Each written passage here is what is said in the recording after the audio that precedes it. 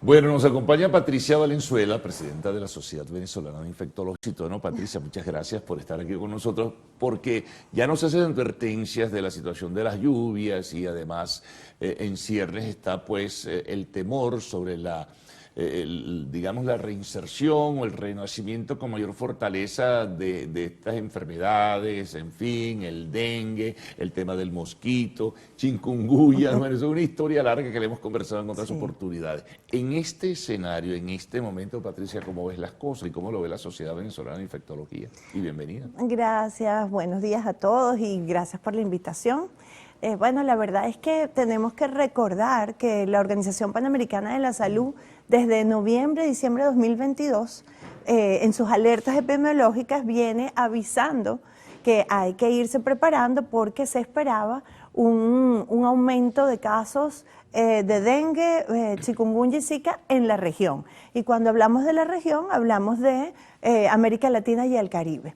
Eso efectivamente comenzó a suceder, ese incremento de casos a lo largo de 2023, tan así que 2023 sustituye al 2019 siendo el año con mayor número de casos de dengue reportados en toda la región, en toda América Latina y el Caribe, un poco más de 4 millones de casos. Pero 2024 también está acumulando un gran número de casos en toda la región. Y bueno, Venezuela no está aislada, no está en una burbuja.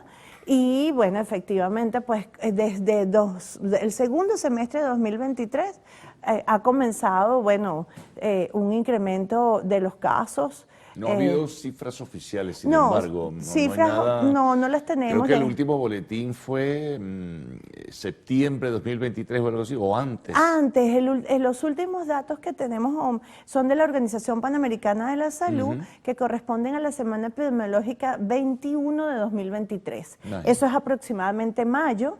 Y ya para ese momento, Venezuela, en esos datos, tenía un poco más de 4.000 casos de dengue reportados, que cuando lo comparas ese mismo periodo... ¿No hay cifras del Ministerio de la Salud?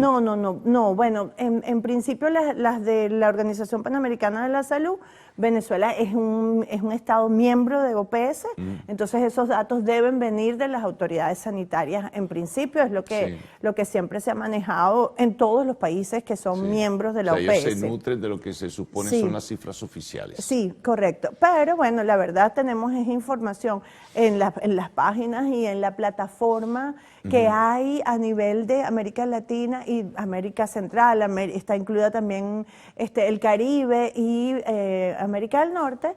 Esta plataforma, ahí se reportan todos los casos de dengue. Perdona, Patricia, en estos casos de las organizaciones no gubernamentales, te digo, Médicos por la Salud, ¿hay un seguimiento, hay, digamos, una ubicación clara del número de casos? Bueno, eso lo denominamos el monitoreo no oficial. Entonces hay diferentes maneras de hacer ese monitoreo. Lo puedes hacer en las diferentes emergencias de nuestros hospitales y en las consultas de los CDI, de los ambulatorios. Por ejemplo, sabemos que el motivo de consulta de fiebre, dolor de cabeza, malestar general, dolores musculares, ha aumentado. ¿Okay? ¿Y en clínicas privadas también hay un registro? Sí, tanto en consulta como en las emergencias públicas y privadas. Las clínicas tienen que hacer la denuncia porque dengue, zika y chikungunya son de denuncia obligatoria. Entonces, si hay un caso sospechoso, así sea sospechoso, hay que hacer la denuncia al Departamento de Epidemiología del municipio. Si es municipio Libertador, si es municipio Sucre, el municipio que corresponda. O en cualquier parte del país también. O en cualquier parte del país hay que hacer el reporte el Departamento de Epidemiología. Y ellos, bueno, hacen el seguimiento. En principio, esto es para hacer geolocalización de los casos, para orientar la estrategia del control vectorial.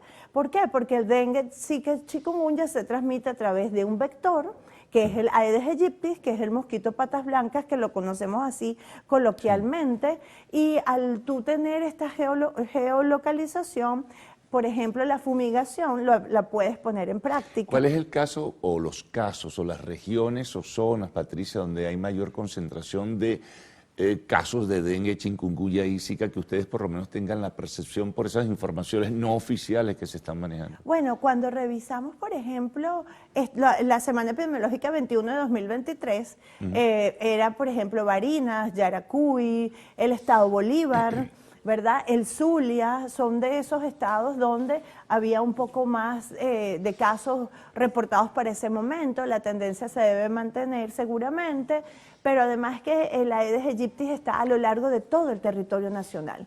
Entonces, tenemos mosquito patas blancas en toda Venezuela. Sí. Y por eso es que el dengue en Venezuela es endémico, porque tienes transmisión a lo largo de todo el año en todo el territorio nacional. Fíjate que el caso tan particular es todo el año. Sí, es todo el año. Lo que pasa es que en momentos como este... Esto de que vienen ahora las lluvias. Es que vienen las lluvias, que además estuvimos el fenómeno, empezamos el fenómeno del niño con sequías, ahora vamos a empezar, bueno, ya está llegando en algunas partes del país lo que son las lluvias, y por ejemplo los huevitos del Aedes aegypti tienen una particularidad, se pueden conservar secos hasta un año. Imagínate. Entonces, si los criaderos no han sido identificados y eliminados de manera correcta, pues se humedecen y se reactiva nuevamente el ciclo reproductivo. Y entonces, ahí la importancia de en simultáneo trabajar las medidas de fumigación para eliminar la forma adulta de la hembra Aedes aegypti, que es la que transmite los virus, y la identificación y eliminación de los criaderos a través de la abatización de las aguas. Fíjate, yo sé que es fastidioso recordarlo, pero no es que está de baja. Uno le dice a la gente siempre, ustedes desde la sociedad también lo hacen, pero recuerda un poquito qué debe hacerse, por lo menos a nivel de los hogares. Sí, sobre todo esos hogares con fragilidad y precariedad. Es importante porque las acciones que pueda poner en práctica el ciudadano contribuyen a ese control vectorial. Por ejemplo, bueno, el venezolano sabemos se ha visto obligado a almacenar agua y hemos hablado... Bueno, el drama del agua lo obligó a eso. Sí, ¿no? señor. Entonces, como estamos en eso, ya aprendimos cómo hacerla potable, porque hay que hervirla, filtrarla y el cloro que se le aplica, pero hay que recordar que el envase debe ser de plástico, de colores claros, boca ancha y con tapa. El agua que almacenamos tiene que estar tapada. Y, por ejemplo, si usted ya hizo todo su proceso de potabilización, hoy jueves, mañana viernes, usted tiene que mover esa agua y volverla a tapar, porque el movimiento evita que se desarrollen criaderos de Aedes aegypti. También es importante evitar los jarrones con flores y aguas ahorita, porque eso también contribuye a este tipo de criaderos. Están muy bonitas bromelias. Las bromelias hay que sacudirlas, y los helechos también. Al caraqueño le encantan las bromelias, sacúdelas después que llueva, después que las riegue.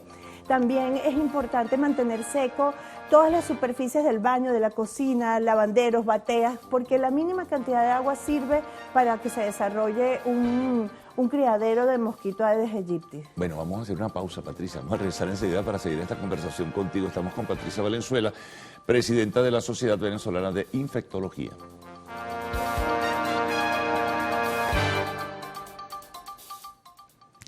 Desde que descubrí el magnesio glicinato de Arcoiris Laboratorio, mi vida cambió. Este medicamento no solo fortalece mis huesos y articulaciones, sino que ha sido mi gran aliado contra el estrés y el cansancio. Yo lo elegí por su fácil absorción y además no tiene efectos laxantes. Si buscas un cambio real, haz como yo y toma el magnesio glicinato de Arcoiris Laboratorio, el magnesio de los venezolanos. Arcoiris Laboratorio, lo natural evoluciona.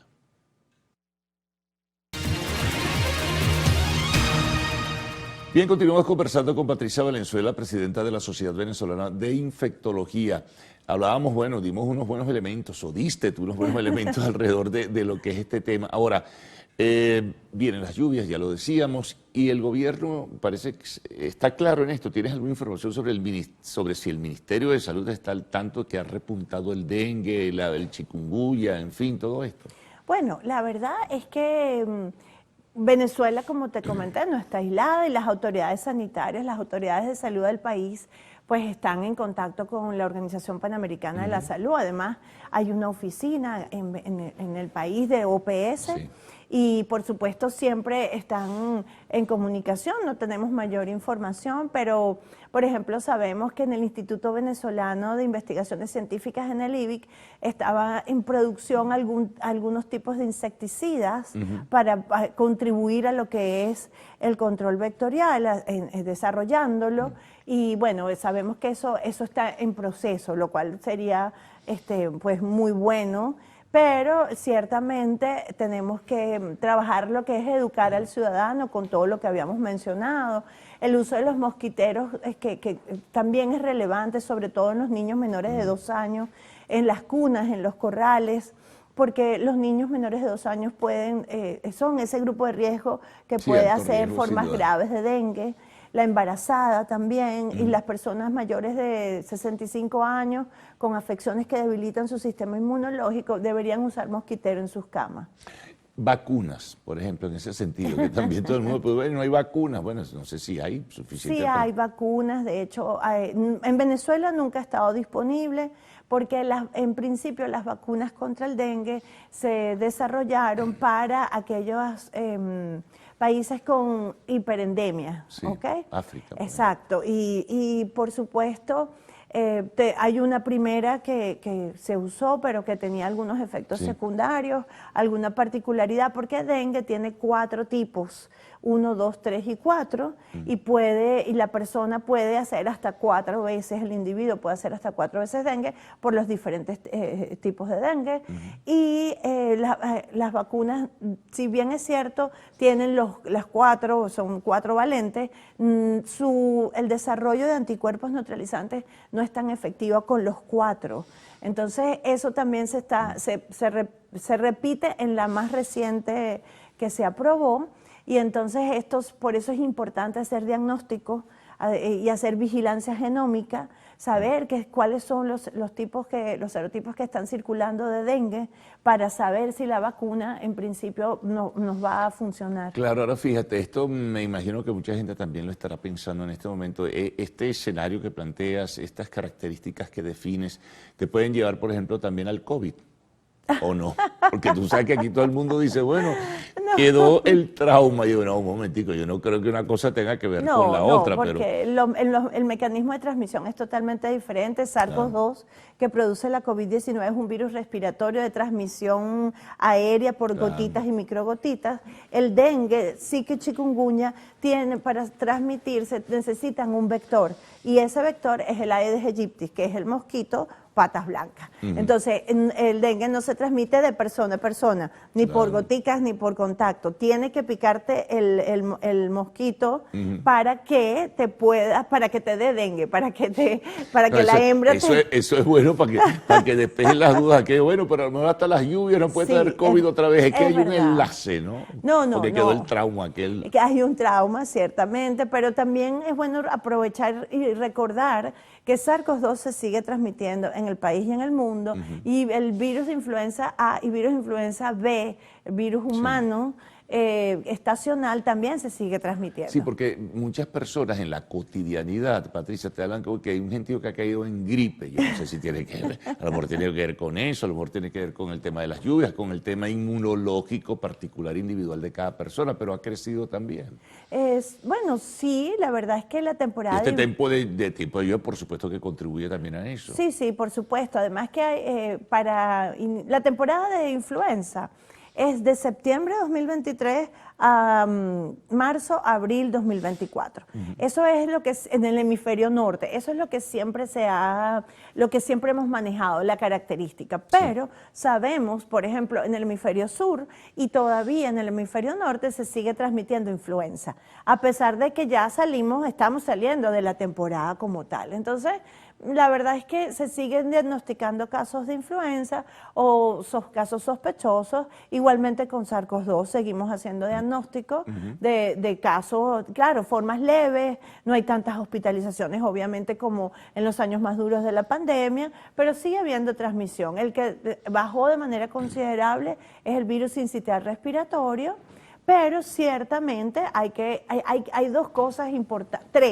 cosas importantes. Uno, el lavado de manos con agua y jabón es importantísimo. Cuando usted llegue de su trabajo, cuando llegue del colegio, de la universidad, a casa, hay que lavarse las manos y evitar tocarse la cara. Si tiene síntomas respiratorios, si tiene síntomas incluso de dengue, que es esta fiebre, este malestar general, debilidad, quédese en la casa.